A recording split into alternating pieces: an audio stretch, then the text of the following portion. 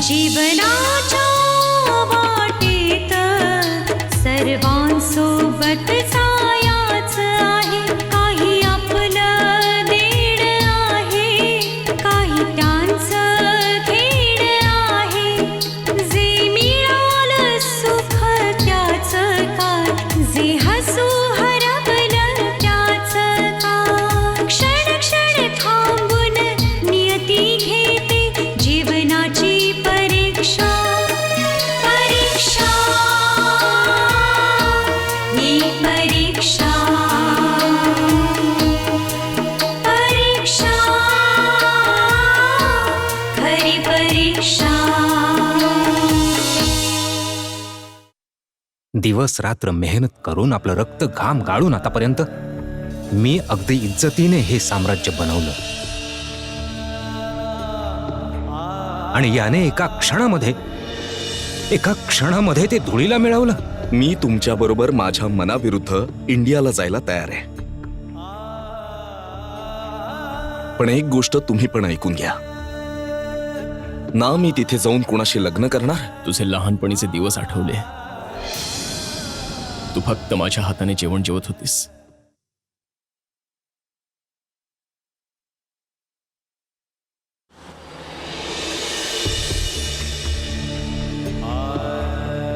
I am sorry रोजी.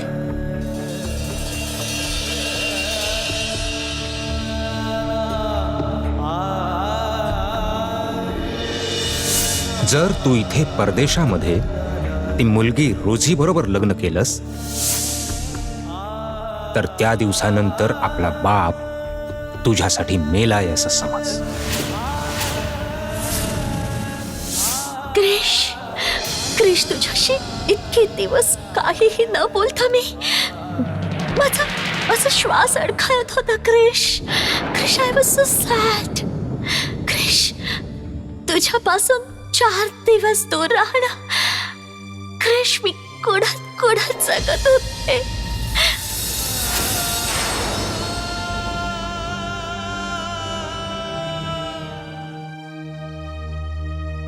ही नियती माझी काय परीक्षा घेते, समजतच नाही की मी काय करू.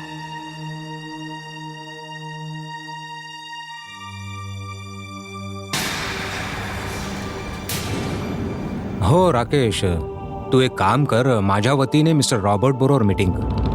हो, आणि जो काही डिसिजन असेल तो मला मेल कर. नाही अरे, आत्ता तर मी काहीच सांगू शकत नाही की आम्ही कधीपर्यंत परत येऊ. हो, पण चांगली गोष्ट ही आहे की इंडियात जाण्याची उद्याचीच तिकीटं मिळाली आहेत. Okay then, bye.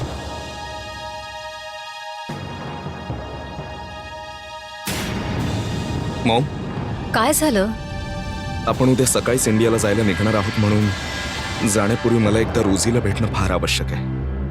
हो मॉम, नाहीतर तिला वाटेल की मी जाण्यापूर्वी तिला भेटलोच नाही, एकटाच सोडून निघून गेलो. मी फसवलंय असं वाटेल तिला.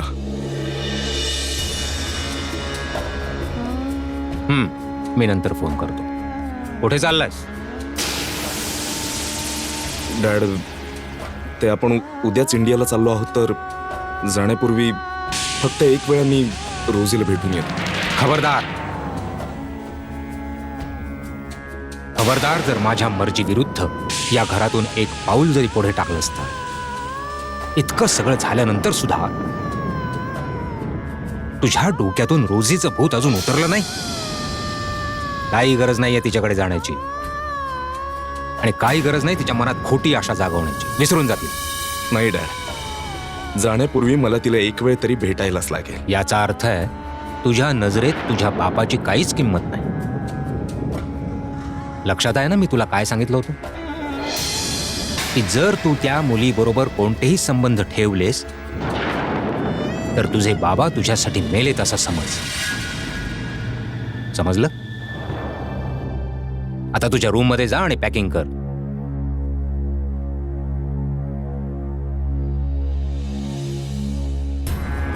क्रिश, क्रिश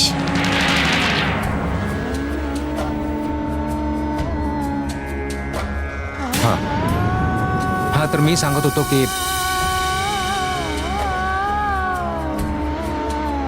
ठीक आहे, ओके. काय झालं? मला वाटतं अजून तुझ्या त्या लाडक्या मुलाच्या मनातून त्या रोझीचं भूत निघालं नाही. चूक कुठे ना कुठे आपलीच तर झाली, जी यांना कॅनडामध्ये एवढी जास्त सवलत दिली. आता इंडियात जाऊन त्यांना माहीत होईल आपल्या संस्कृती आणि परंपरांचं महत्व. भारती कुठे? पॅकिंग झाली तिची?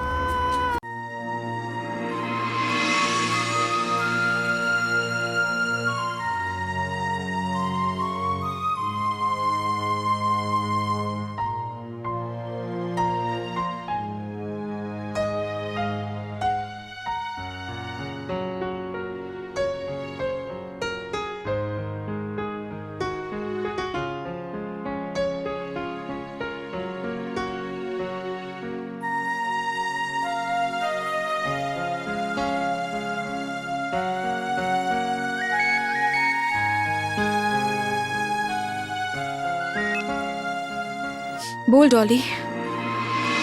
ए Bharati, are you mad in what? उद्या स्वित्झर्लंड टूरची फॉर्म भरायची लास्ट डेट आहे. आणि डायना सांगत होती की तू अजूनही फॉर्म सबमिट केलेला नाहीयेस म्हणून. जर उद्यापर्यंत तू फॉर्म भरला नाहीस ना, तर तुझ्या जागी कोणा दुसऱ्याला टूरवर घेऊन जातील ना. मी डिसिजन घेतलाय की आपण सर्व इंडियात जातो, आणि मी हेही ठरवलंय की तुम्हा दोघांचं लग्न इंडियन फॅमिलीतच होईल. हा माझा शेवटचा निर्णय आहे. डॅड, हे चुकीचं आहे. मी तुम्हा दोघांना स्वातंत्र्य दिलं होतं, तुम्हा दोघांना आपापलं विश्व दिलं, आणि तुम्ही दोघांनी काय केलं? तुझ्या भावाने एका विदेशी मुलीबरोबर प्रेम केलं, आणि जेव्हा मनाई केली तेव्हा घर सोडून निघून गेला. कोणत्या नात्याविषयी बोलतेस तू? एक मिनिट डॅड. मी तुमच्या बरोबर माझ्या मनाविरुद्ध इंडियाला जायला तयार आहे. मी तिथे जाऊन ना कोणाशी लग्न करणार, आणि तिथे सेटल होण्यासाठी तर मी विचारही नाही करू शकत. मी रोझीवर प्रेम केलंय, आणि रोझी बरोबरच लग्न करेन. जर तू इथे परदेशामध्ये ती मुलगी रोझी बरोबर लग्न केलंस, तर त्या दिवसापासून तू आपला बाप तुझ्यासाठी मेलाय असं समज. हॅलो हॅलो भारती, अगं गप्प का झाली आहेस? उद्या फॉर्म भरणार आहेस ना? नाही डॉली, मी आता स्टडी टूरला नाही जाणार. व्हॉट? ते ऍक्च्युली मी माझ्या फॅमिली सोबत इंडियाला जाते. प्लीज कॉलेजमध्ये इन्फॉर्म करून टाक की माझ्या जागी कोणा दुसऱ्या स्टुडंटला घेऊन जावं. भारती, भारती लिसन.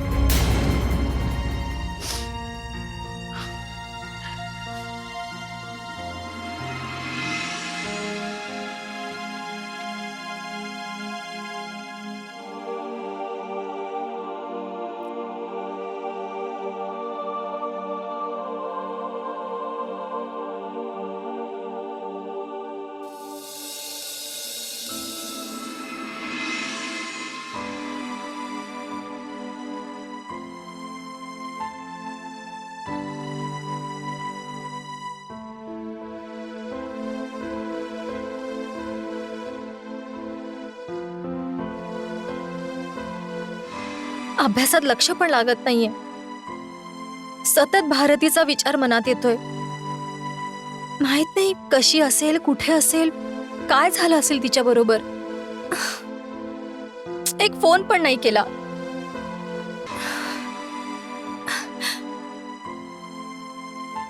हॅलो, हा भारती, कुठे आहेस तू? कशी आहेस?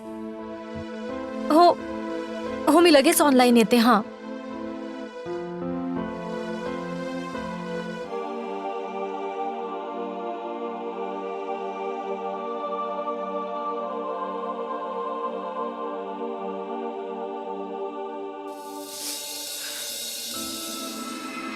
हाय सीमा. हाय भारती, कशी आहेस तू? हा, मी ठीक आहे. तुझ्यासाठी फार मोठी बातमी आहे. काय? उद्या मी इंडियाला येते. वाव, तू इंडियात येतेस? याचा अर्थ तू माझ्या लग्नात माझ्या जवळ असणार आहेस. Great, I am so happy.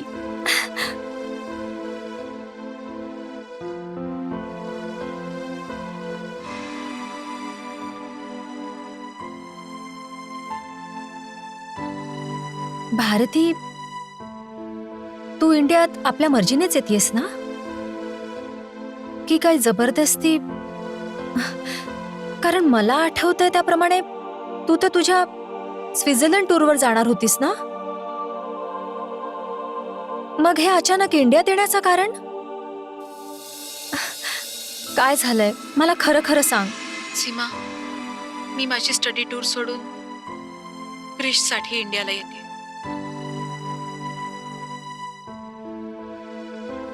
मी तुझ्यापासून सगळं काही लपवून ठेवलं होतं. इतके दिवस घरात किती प्रॉब्लेम सुरू होते. क्रिश घर सोडून गेला होता आणि फायनली कुठे सापडला माहितीये? पोलीस स्टेशन मध्ये. ओह,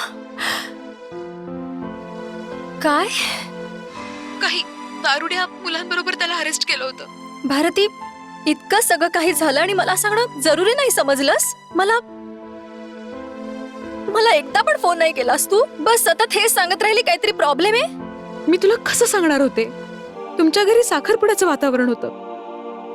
आय मीन, अशा वातावरणात मी तुला कसं टेन्शन देऊ शकणार यार? याचा अर्थ आहे मी इकडे साखरपुड्यात खुश होते आणि तू तिकडे टेन्शन मध्ये होतीस. पण भारती, चूक तर क्रिश कडून झालीये ना. मग त्याच्यासाठी तू तुझं स्वित्झर्लंडचं स्वप्न का सोडतीयस? सीमा, इतकं काही झालंय ना आता घरात की आता मला डॅड समोर या विषयावर बोलायची इच्छा होत नाहीये. नाहीतर ते आणखीनच अपसेट होतील. नाही भारती, स्वित्झर्लंडला जाणं तुझं केवढं मोठं स्वप्न होतं आणि आज जेव्हा ते स्वप्न सत्यात उतरतंय तेव्हा तू माघार घेतीयस. माझं ऐक, माझ्या मते तुझ्या पप्पांबरोबर तू एकदा तरी बोलून घ्यावंस ग. नाही सीमा, काही फायदा नाही त्यांच्याशी बोलून. ते त्यांचा इंडियाला जायचा हट्ट सोडतच नाहीयेत.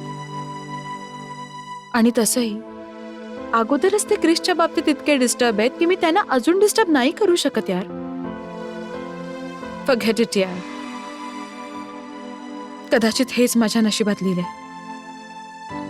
चल, इट्स रिअली लेट. बरीच रात्र झाली आहे. मला सकाळी लवकर उठायचंय. एअरपोर्टला निघायचंय ना. ठीक आहे, बाय अँड हॅपी जर्नी.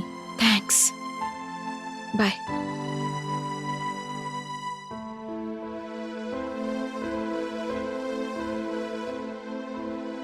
माझं तर फक्त स्वप्न तुटलंय, पण बिचारा क्रिश, तो तर आपल्या प्रेमाला मुकणार आहे. माहित नाही काय अवस्था झाली असेल बिचाऱ्याची.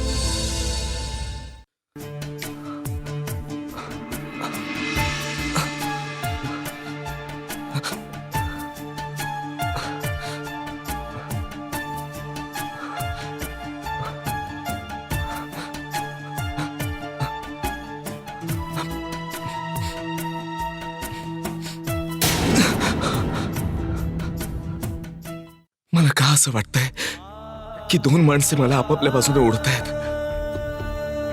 डॅडींचा हट्ट आणि रोजीचं प्रेम तर नाही ना? जर तू इथे परदेशामध्ये ती मुलगी रोजी बरोबर लग्न केलंस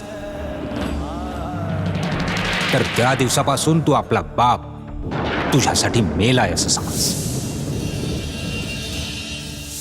Krish, I was so sad. 4 दिवस दूर राहणं. क्रिश, मी कुढत जगत होते. Krish, I can't live without you.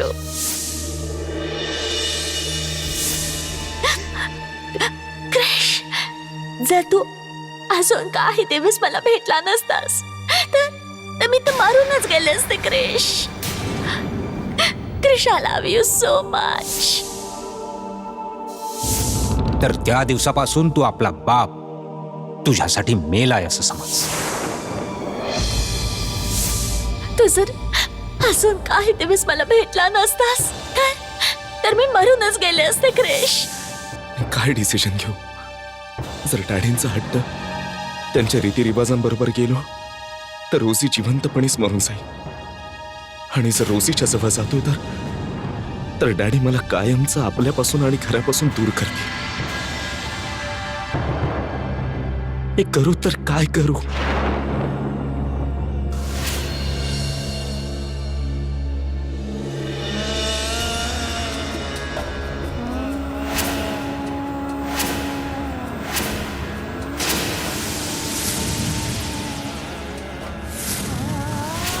आम्ही कोणत्या प्रॉब्लेम मध्ये फसलोय? एका बाजूला डॅडी आहे तर दुसऱ्या बाजूला रोजी. एकाने मला आपला हात धरून चालायला शिकवलं तर दुसऱ्याने माझं मन जिंकून प्रेमाचं जग दाखवलं.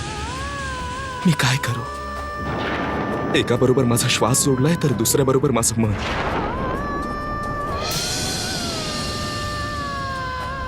मला दोघेही माझ्या आयुष्यात खूप मोलाचे आहेत आणि या दोघांशिवाय मी जिवंतही नाही राहू शकत. या दोघांपैकी कोणा एकालाही मी जरा सुद्धा नाही दुखावू शकत. आता मलाच काय तो निर्णय घ्यावा लागेल. असं काहीतरी पाऊल उचलावं लागेल ज्यामुळे माझ्या दोन्ही जवळच्यांना माझ्याबद्दल तक्रार करण्याची कोणतीही संधी कधीच मिळणार नाही.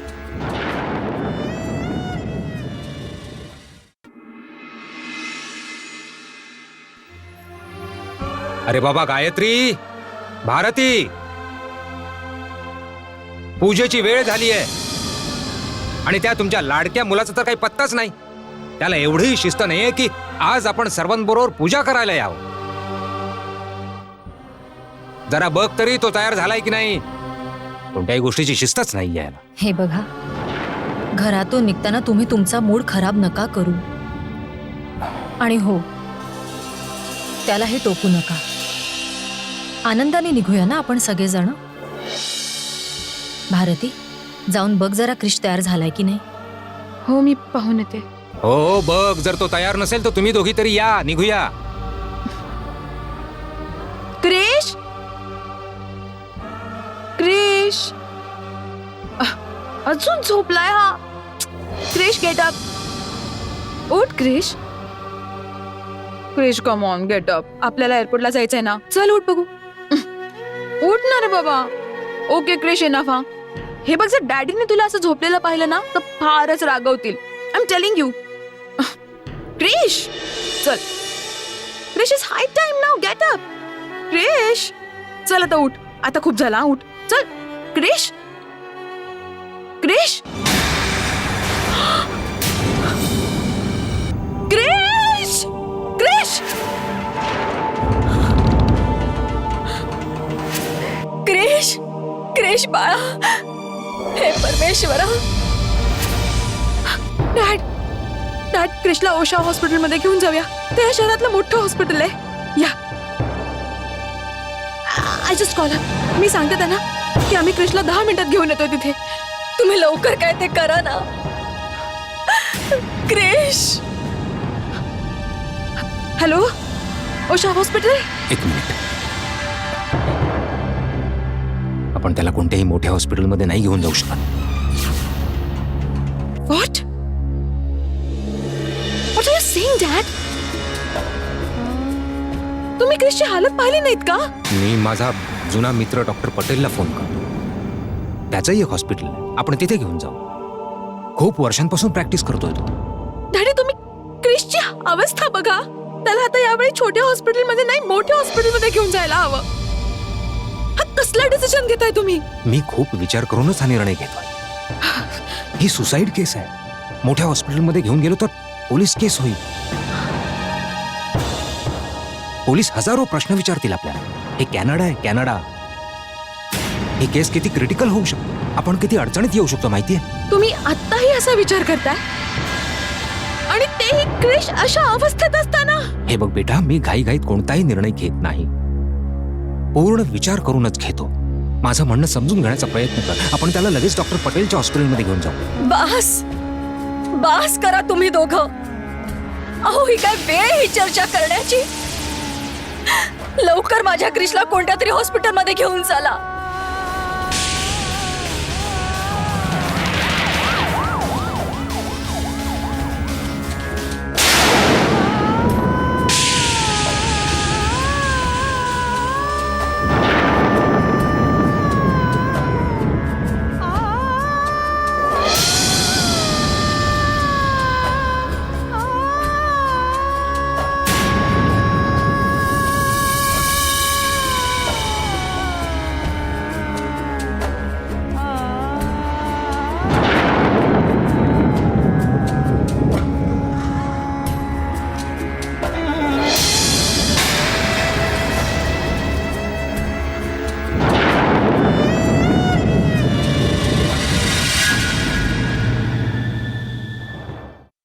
पण आज एक आई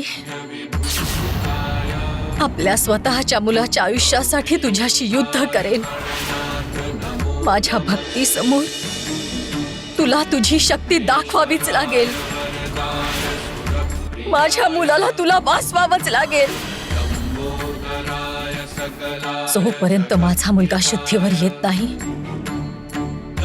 तोपर्यंत मी अन्नाचा एक कणही खाणार नाही आणि पाणीही पिणार नाही.